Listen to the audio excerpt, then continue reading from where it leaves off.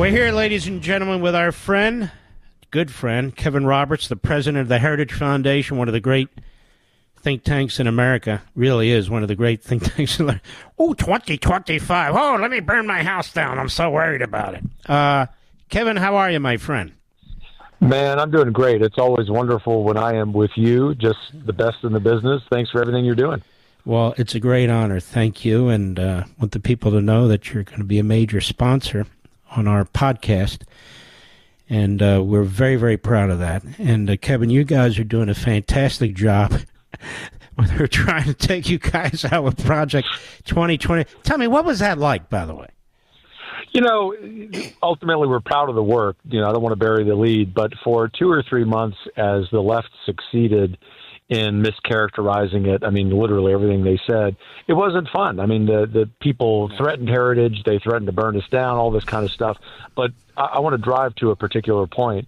Now, as we sit in early 2025 and we see what President Trump and Vice President Vance are doing, and they deserve all the credit for that, right? They've assembled a tremendous cabinet. If we had even a tiny role in providing the plans and the research and the legal concepts for them returning the American dream to the American people, every bit of that nonsense that the left brought to our doorstep and then some was worth it. I can tell you on behalf of all of my colleagues at Heritage, we're extraordinarily proud of our work. And I will also tell you, Mark, we're already starting Project 2029 because we are not tired of winning. I love that. In other words, you're not gonna get in the fetal position because of the left. That's what the left tries to do, right? Take people out, and I guess this is the modern day wokeism. No, it's true. As I told MSNBC, I mentioned to the autocrats at Davos, be careful if you start a fight, if you pick a fight with a group of people, in this case, Heritage friends, including you, who will finish the fight. And we mean that in a figurative sense. It's a fight on behalf of the everyday American who's been forgotten by policymakers in Washington and New York and Brussels. And if anything, even though Heritage every 4 years has done this project, it's motivated us to do this continually on a scale that involves every institution on the right who wants to be part of real change. And ultimately, as the vice president said 2 weeks ago when he was at Heritage for a really special event, this is an effort, this revolution of common sense that we're not going to be successful in over 1 year. We really have to be thinking in terms of a generation, 25 or 30 years to get this country back on track. We're grateful to play a small part in it. You play a big part. Isn't it amazing what's been done in 3 months or so already? Have you ever seen anything like this?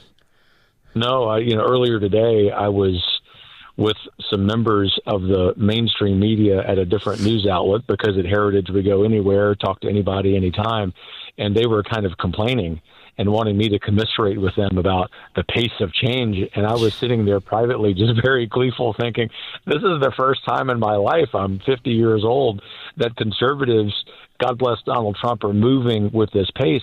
But as you know, and you talk about every day, Mark, because beyond being a friend of the show, I'm an avid listener of the show, we have to have this pace of change to scale back nearly a century of government overreach. If we don't have that kind of attitude and the pace and the energy that President Trump is bringing to it, we're going to miss the opportunity that God has given us.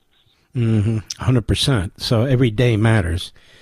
And what you folks at Heritage, you're always have interesting projects. You're very flexible. You can move in one direction or another in terms of taking advantage of of circumstances and so forth. What one or two things is Heritage really focused on right now, or are there more than that? Well, there are more than that, but I know that time is of course a precious resource. So I'll mention two.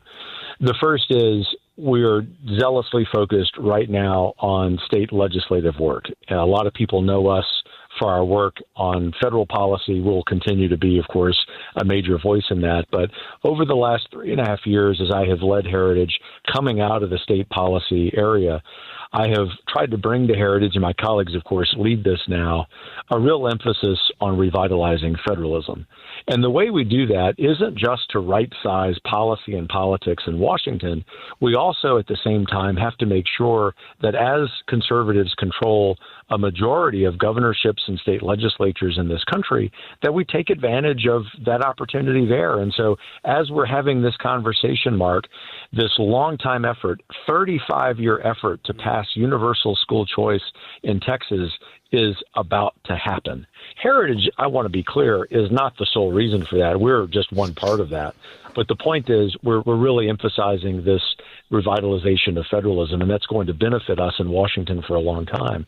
But the second thing that we do, to your point about being nimble, is that you know Heritage well to know that we don't wake up each day and decide that we're going to be fans of tariffs. We understand that tariffs are taxes. I also understand as an early American historian that going back to the days of Alexander Hamilton, using tariffs as a tool of statecraft and for national security can be a vital part of what is conservatism. And so what we're focused on right now is keeping the political right together with a zealous focus on China and reciprocal tariffs, trying to help the administration, but also trying to give the administration some guardrails about not going too far so that we don't upset the markets too much. Ultimately, we're on board with that. But I understand, in fact, I hear this firsthand every day, Mark, from friends like you and from financiers of the conservative movement, that while they may not be the biggest fan of tariffs, they understand that as a tool of statecraft, it can be used to help restore the American dream. Heritage, the bottom line, plays a central role in convening all of those different voices, letting people debate and air their differences of opinion, but at the end of the day say, we're going to try to help implement policy from the standpoint of the hardworking American rather than from the K Street lobbyist.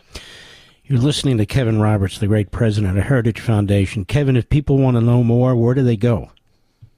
Heritage.org. They can also follow me on X at Kevin Roberts TX.